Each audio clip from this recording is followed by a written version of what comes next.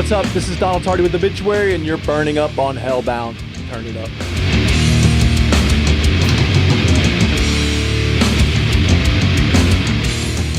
What's going on, everybody? It's your buddy Mean Gene with Hellbound, and I have the privilege of sitting on the bus and speaking to one Donald Tardy of Obituary. How you doing, man? I'm doing good, Gene. How you doing? Oh, not too bad, not too bad. Now, we're almost in the halfway point, or getting close to it on this current run? I guess. Yeah. I mean, it's moving quickly. This is probably the 8th show, so yeah, getting close. Not quite, but yeah. All right. How's the tour been so far? Unbelievable. Yeah? Yeah, fans are digging it. You know, we're so stoked about the new album. And the fan reaction is making us extremely proud of this record because, you know, timing's everything. And it's been 2.5 years since Inked in Blood.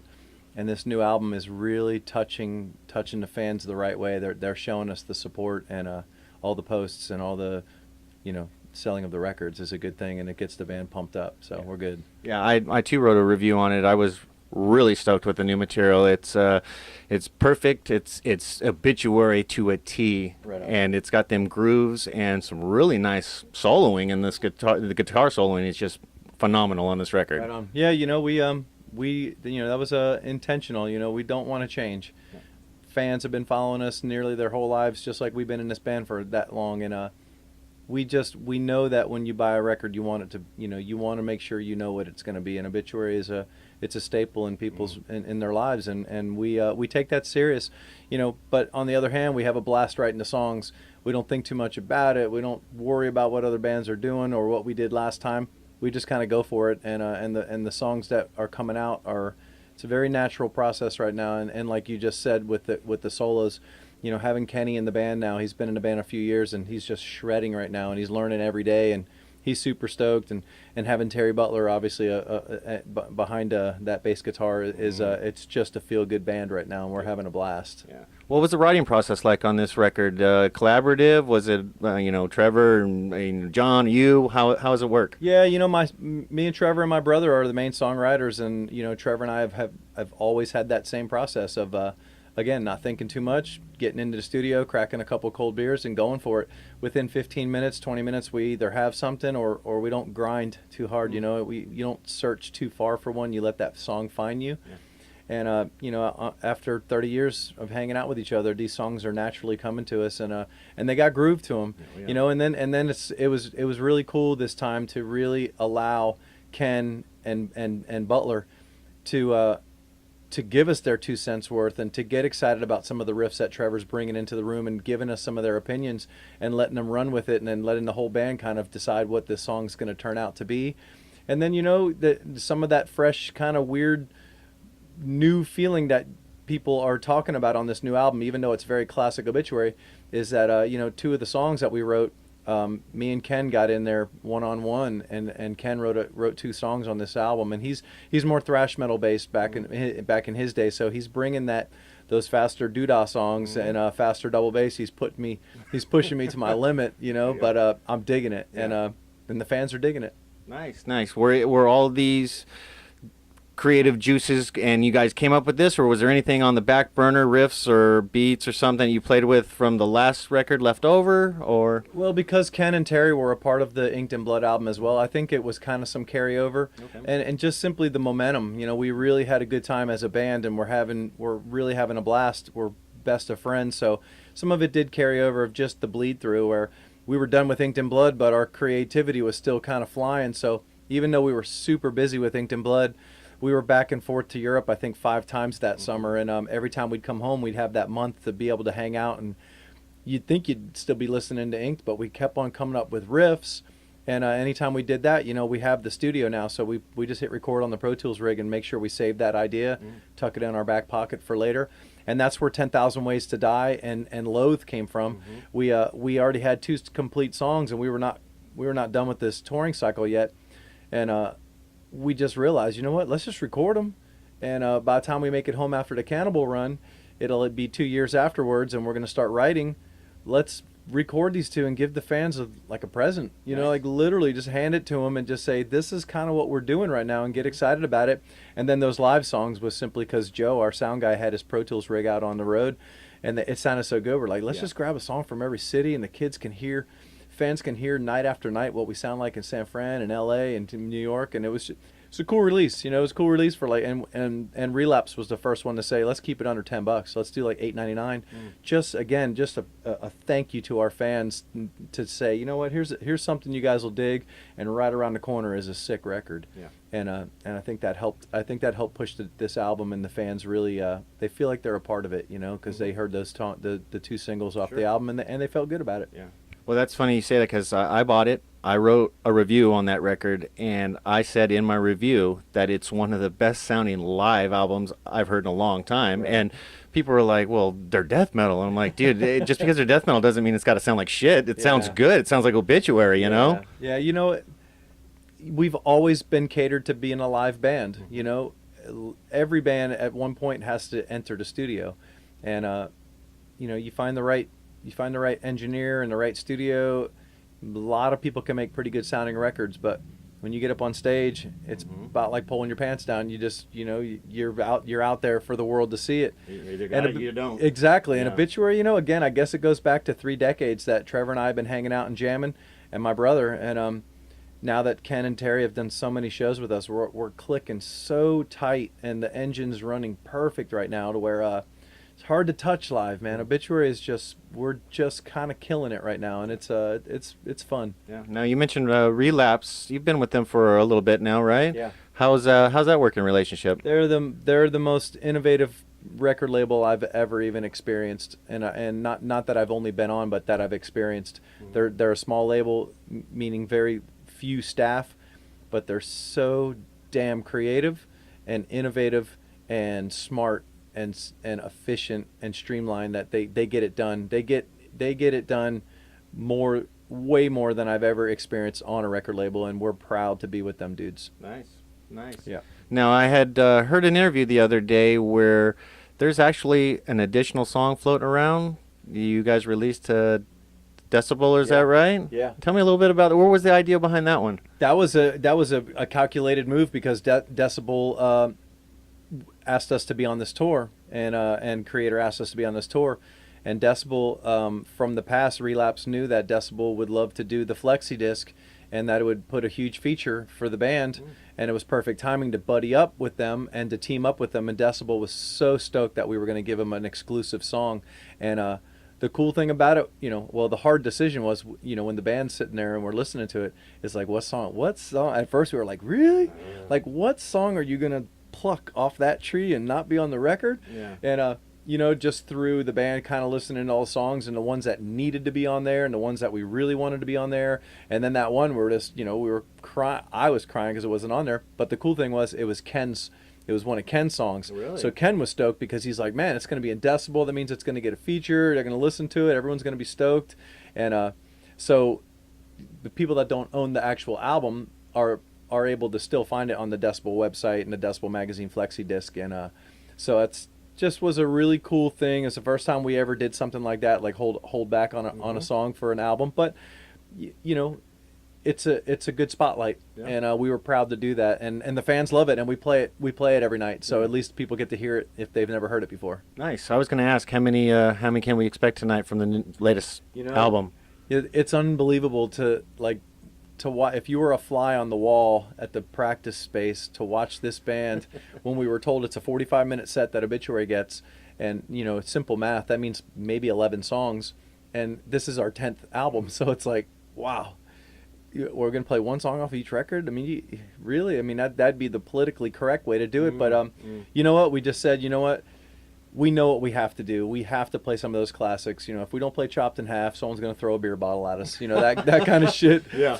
But we also know that this album, this new one, means a lot to us, and we really want to push it. So even though it's only 11-song set, we're playing 4 new songs. Nice. We're really proud and confident with the new songs, to where even if fans aren't quite familiar with them yet, it's worth hearing them, because you know what I mean. You're only good as the last record, and we know fans want to hear Slowly We Rot and all that, and we get that, and Lord knows we wouldn't let them down. But we're going with some really killer of the songs off this new record. Nice. So stoked about it, man. Well, as a longtime fan, I'm down for that. I mean, the classics and the older stuff is all great, but you know, when you're a young man, you look and you go to see your favorite band, you want to hear all the hits. Right.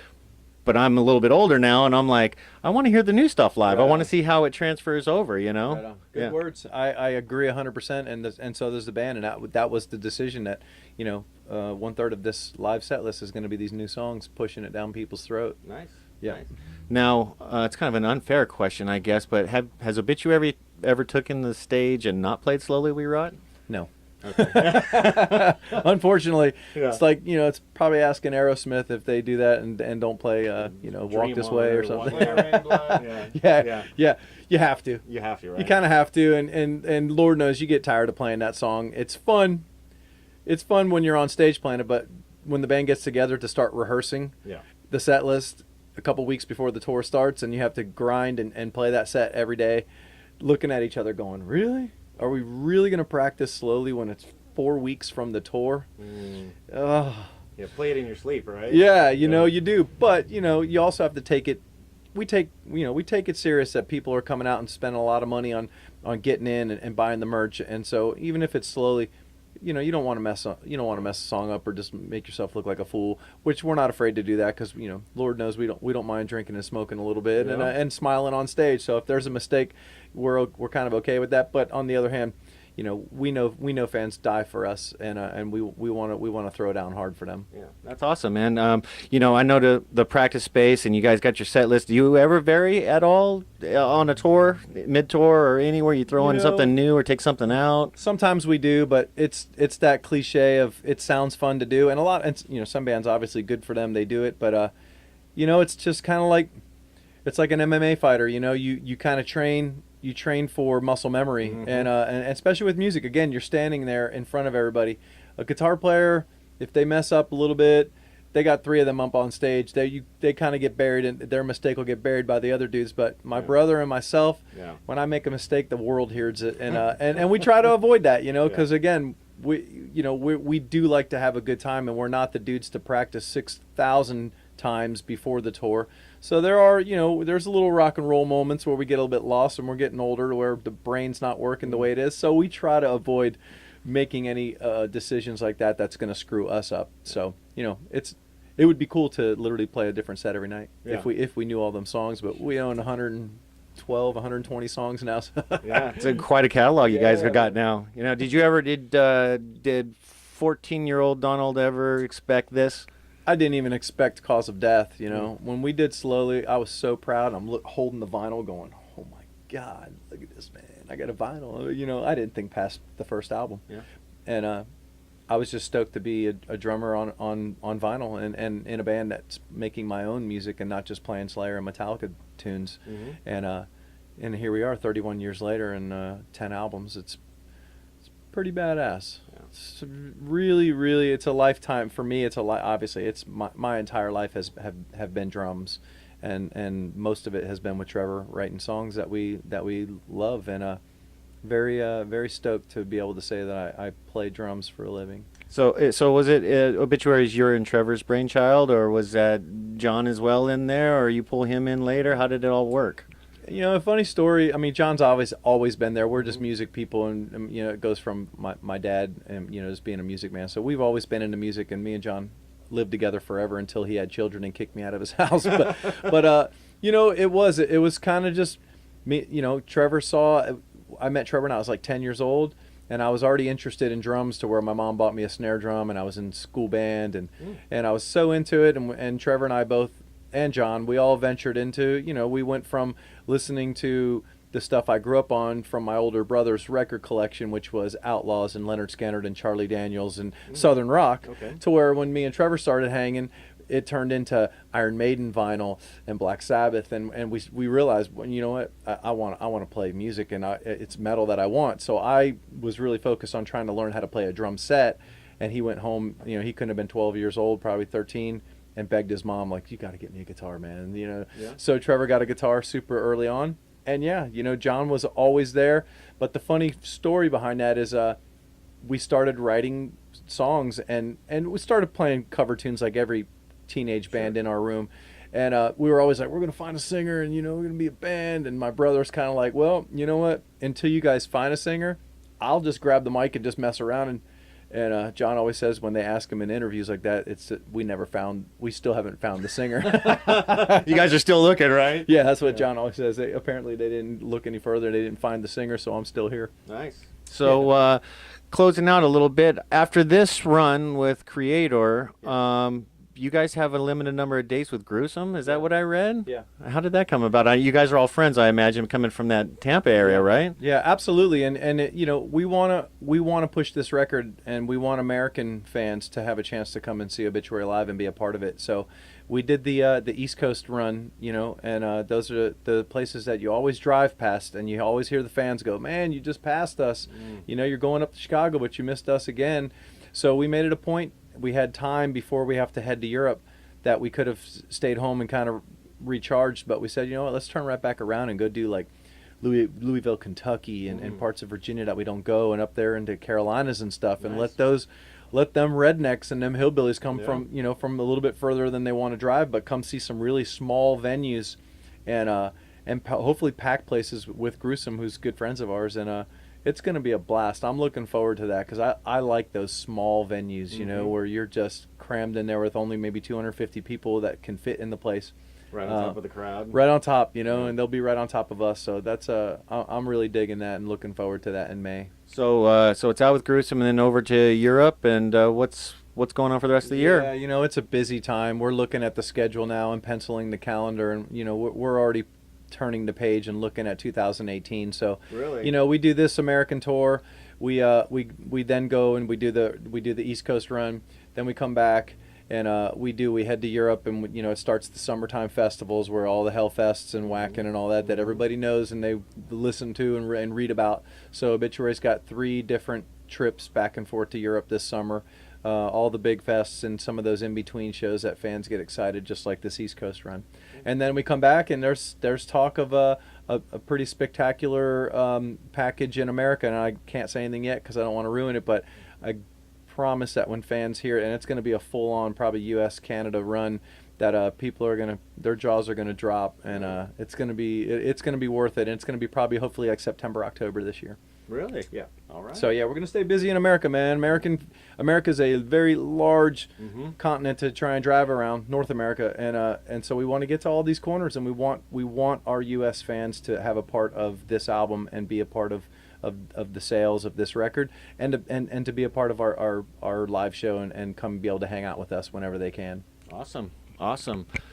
And I know you mentioned Vakken and the smaller club. Just real quick, do you get more nervous for a smaller club or the larger crowd? It's exactly the opposite of what people would think. When you go to Europe and you're standing and you're setting up real quick, and you're standing in front of 18,000 people, you kind of disconnect and you just go back to focusing on the drums and playing your parts properly, and that's about it.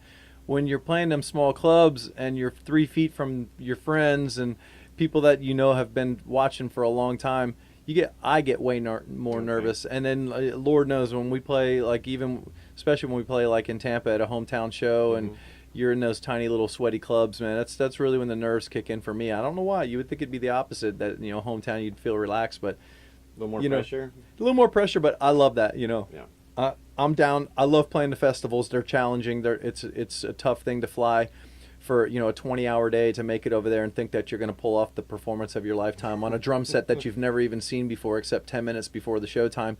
It's unbelievable that you got to pull it out of your ass and think you're going to pull off a killer performance.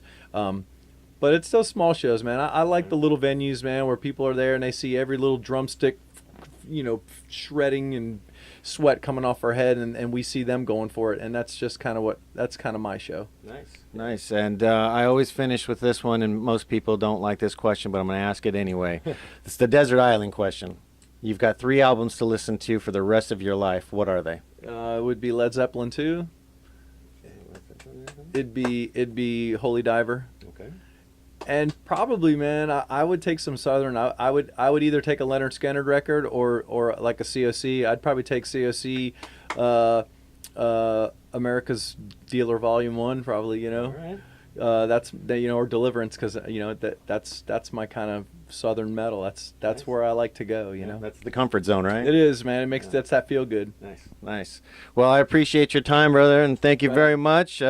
Mean Gene from Hellbound with Mr. Donald Tardy, and we are at the Fillmore in San Francisco. Stay metal.